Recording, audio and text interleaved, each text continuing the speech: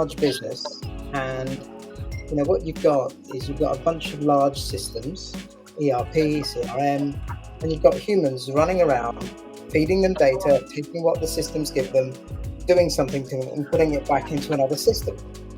Now, those humans actually perform much more than you think they do. Number one, they bring empathy. They bring just a human element. When you're dealing with other humans, like, systems can't match this. I mean, I'll get just an example that I use all the time. If you've got an automated loan approvals process, it's black or white. Do you meet the criteria? Do you not? I'm going to accept or deny.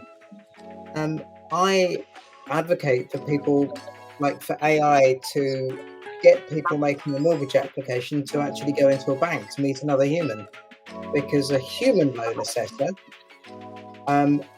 might have had to choose between paying the mortgage or putting food on the table. So there's humans in that process, and really important. But going back to the large enterprise, a lot of processes are actually broken. The data is not clearly defined. There's some grey areas, and humans smooth all those grey areas out. The moment you take the humans away and put AI in place, those smoothed out processes and interfaces go away, because AI has to make hard decisions. We undervalue what actually the human glue is in businesses. So we can't just go out and get rid of humans and replace them with Gen AI. I mean, that's a recipe for disaster.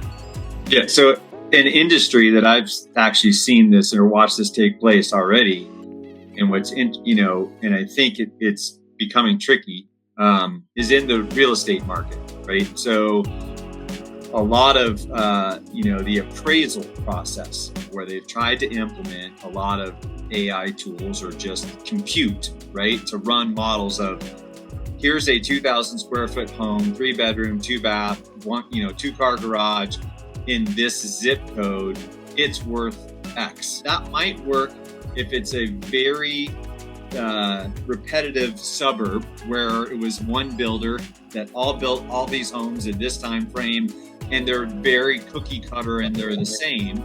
However, in different areas, the moment you change to different topography or whatever else, if you eliminate the human aspect of knowing the different characteristics of an area, and the access points to different things, you completely change the value proposition of each different property, dramatically. I have business colleagues that have run appraisal businesses forever, and they're all being sucked up by these large BPO firms that are just using automation to crunch the numbers and give it back to the banks, and it's killing the individual value of properties. I live in snow country during the winter time, and there is a huge difference between a driveway that faces south and a driveway that faces north when you have to remove the snow, and compute doesn't take that into example.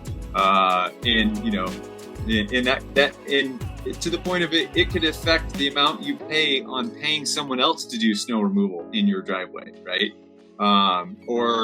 Being 500 feet elevation change can triple the amount of snow you get in your yard. Yeah, those are just random examples, but the appraisal process moving to just compute only has drastically already affected that in the last 8 years.